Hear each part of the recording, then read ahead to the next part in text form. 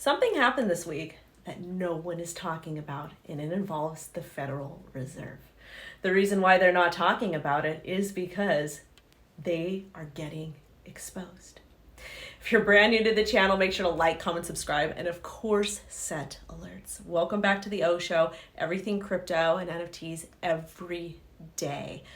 Now, let's talk about the Federal Reserve and their list they just published. But don't be fooled.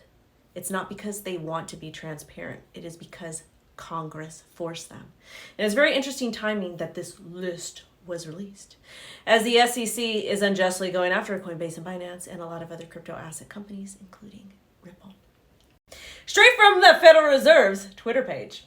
To promote transparency, the Federal Reserve publishes a database of financial institutions with access to or requests to access Federal Reserve Bank master accounts and services. As you know, fiat currency is not transparent. The barter system with tangible goods, in most cases, is not transparent. The most transparent form of, digital cash or assets is blockchain. Anything that's on the blockchain. Bitcoin, crypto assets. You can track everything. Privacy coins is a lot harder to do. And yes, you can use mixers for blockchain transactions for Bitcoin, Ethereum, some of that stuff. But at the same time, you still could essentially go back and track it. It makes it a lot harder, especially if you know what you're doing. So what happened over here? According to Caitlin Long, holy cow, does this database of Fed master account holders ever raise a lot of questions? A lot of questions. The list of uninsured financial institutions that have Fed master accounts is 21 pages long. And I've spotted several that may not have even been eligible for one. No wonder why the Fed fought so hard to keep this list secret for so many years until Congress forced it to release the list. Note the Fed's tweet says to promote transparency. Nope, Congress forced the Fed to disclose the list. So many questions raised by this. If you don't know who Caitlin Long is, she has been a long-time advocate for Bitcoin. She's the founder CEO of Custodia Bank, who actually reported some issues in the crypto asset industry to the proper agencies, and they ignored her. Those companies ended up filing for bankruptcy and committed bad crimes, but that's neither here nor there. Plus, Federal Reserve gave her and her bank lots of problems, because why wouldn't they? She likes Bitcoin. So the very interesting thing about it is that if you want to operate a financial institution, you got to follow the guidelines.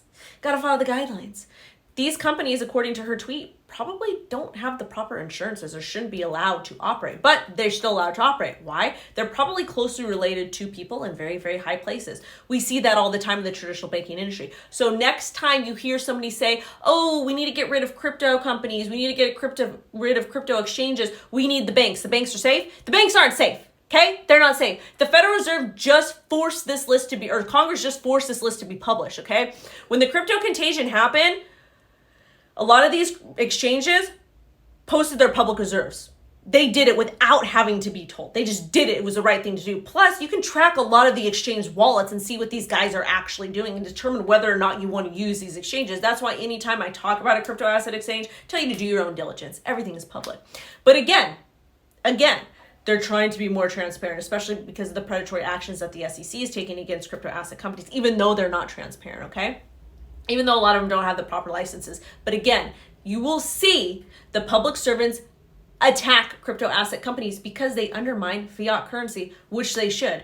Because the folks at the banks force you to deposit your money, well, your public servants do, then they take that money and they invest in it whenever they want to do. And that's why we had the banking collapse of 2023. Had nothing to do with crypto companies. And this is why the public servants are heavily attacking Coinbase and Binance and Kraken and Gemini and all of these other companies.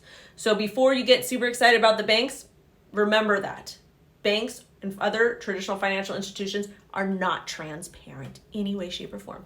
Thank you for watching this video. Make sure to like, comment, subscribe, and of course, set alerts. Bye-bye.